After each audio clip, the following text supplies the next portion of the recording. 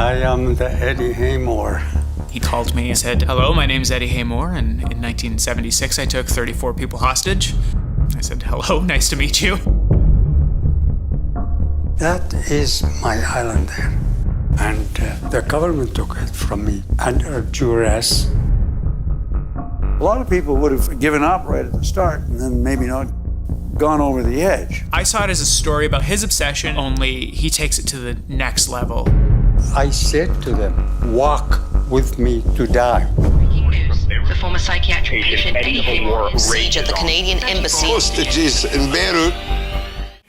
One in the government, Premier John, one in opposition. I am in front of your office. Give me my island back. Any method to obtain justice is justice in itself.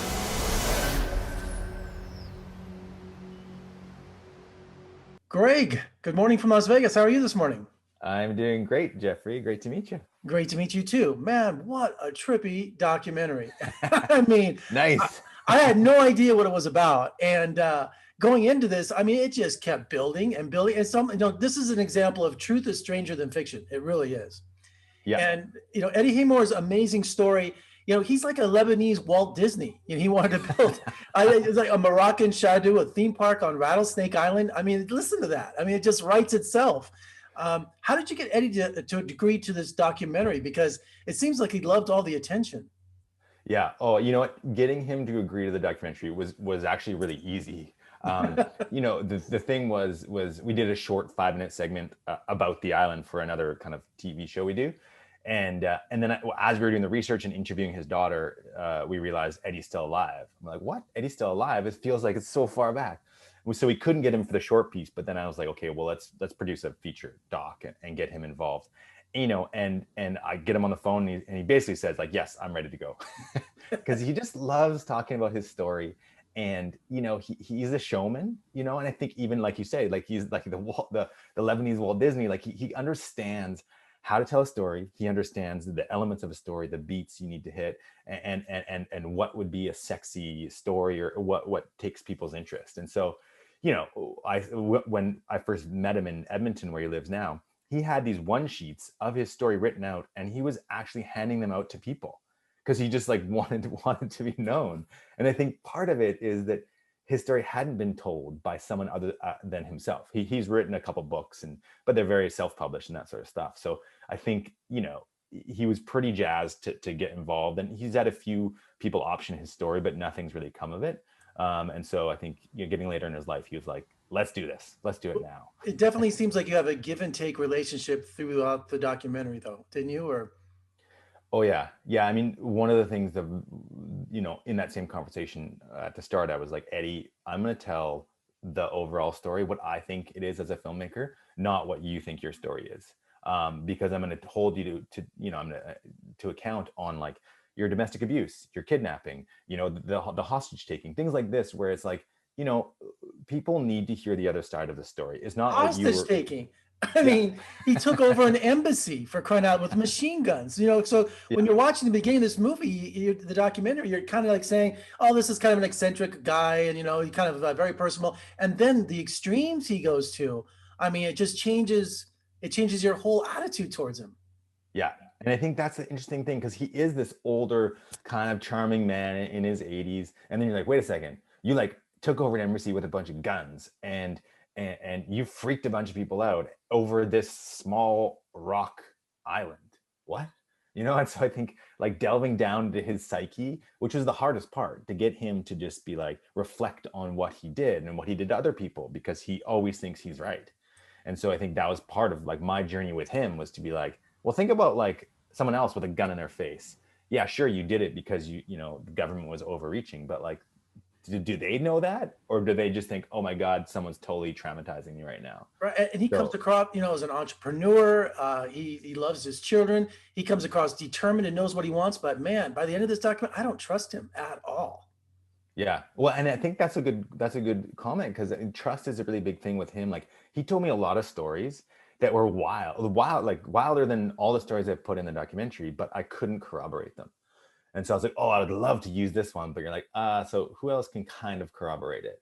Like when he wanted to kill the judge, his lawyer said, yeah, he gave me a gun and da da da. So I was like, okay, well, that there's some truth to that, and so I can corroborate it from a few different sources. But Some of the other ones, you're like, no, I can't add it. He comes across so intelligent. What does he think's going to happen when you're sending pipe bombs through the mail or threatening judges or something? I mean, I just don't understand. He's not insane, but he's dangerous. You know what I mean? And his personalities are like, it's like there's the nice guy, the entrepreneur, and the guy you want to be around. Then you hear these things, you're like, he comes across so intelligent. What are you doing? I just want to say, shake him and go, what's wrong with you? Yeah. Like, what do you expect the end result of this will be? But the wild thing is like the hostage taking works out swimmingly for him. Like he doesn't kill anybody. He gets back to Canada. He takes the government to court. Like, it's just like that actually worked. And so in a way, like, it helps him like I guess support his own belief system. Oh yeah, like when you need justice, anything you do is right, and people will see it. Which I don't think is true. Well, he comes across so intelligent, but he's stubborn. I just see that stubbornness in him. He lost everything for this island: his family, his health, his wealth, his fortune, and it was mind-boggling to me. It really was, that he would lose everything over this little rock in the middle of of this lake. Yeah, it's wild that he's just like, I'll do anything for this island. See you later, family. And he just cannot get out of this vision of like, I want justice, or I've been wronged and I want to, get some revenge in a way. And you kept a neutral position in the documentary. You left it up to the audience to make up their own minds, which I thought it was very well balanced. You didn't kind of lean one way or another. You just kind of presented the facts and go, here's this guy, here's his story. What do you think? Nice. Yeah, well, I'm glad that was the impression. That was the goal. I mean, the from a filmmaking perspective, I got him to look right down the lens of the camera, and everyone else was doing the traditional off camera. And I was excited about that because I wanted the viewer to be like, have Eddy kind of plead his case right to you. But I was a little concerned, like, does that mean that his interview has more weight? And so that was my concern. But in the end, I really wanted that pleading to the viewer. But so I'm happy it didn't seem like I was taking his side. And when you see the beautiful area that this Rattlesnake Island is, where he wanted to build this theme park, again, he comes across so intelligent because he's such an entrepreneur and a success. You would think you'd look around this incredible, pristine area and go, of course you don't build a theme park here. You don't put it in the middle of this wooded lake area that's gorgeous. And I really don't believe the people of Peachland, or if that was the area. Peachland. Peachland, that they were like all for it. Because I just looked at it and went, are you crazy? You're not going to destroy this environment, the ecology of this area?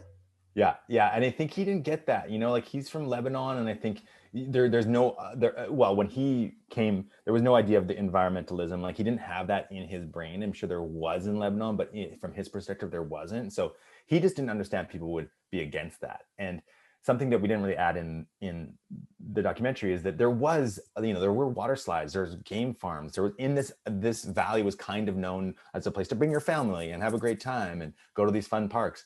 But yeah, not like go to this one park that had totally kind of destroyed this ecosystem. And he didn't see that. Being on the edge of Yellowstone and go, hey, let's build a theme park near Old Faithful. It's like, yeah, exactly.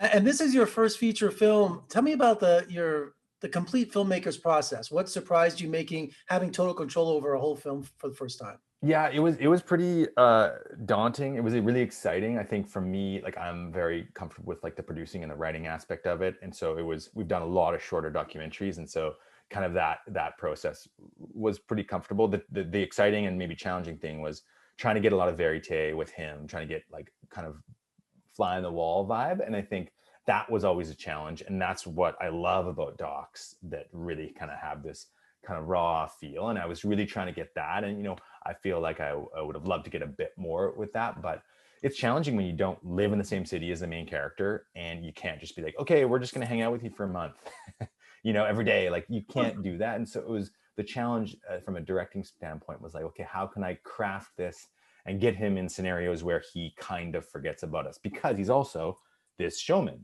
So he's always kind of going to camera. Right. But I was trying to be like, okay, no, let's not. And, don't look at us. And hey, DP, please don't try and stop too much for lighting. And so that was like the really exciting evolution of when we're filming, of just trying to pull ourselves back and kind of get the real Eddy, because I think he is a showman and he is presenting. So it was like, how do we strip that back a little bit in every shoot? I thought it was more impressive that you got the hostages, government official, the family, everything that whatever. Like I said, I don't trust this guy, and especially his stories. But then you had like the bullet going through the bank. I mean, through the embassy. You know, and he's like, "Oh, it never happened." But why would the bank? Why would he lie? He goes, "I have the bullet." You know, it's like, so you're sitting there, you're trying to figure out, but you just got people that would have their side of the story of what's going on. So I just thought that was even more incredible. Like, who's this guy? Like, oh my God, it's one of the hostages that's talking. You know, he's like, I had a gun here, I had a gun here. And I'm like, I mean, that was just, you must have just been like on cloud nine with that. That was so awesome when we got them. We hired a researcher to help us, and she tracked down the 2 hostages, which was so awesome. I was like, you know, and it took some time. And then also I got on the phone and kind of convinced them. One of Gibran, who just kind of, there was Lebanese Canadian man, was totally interested and available. The other one, the charge d'affaires, who I was like, wow, we actually got this guy.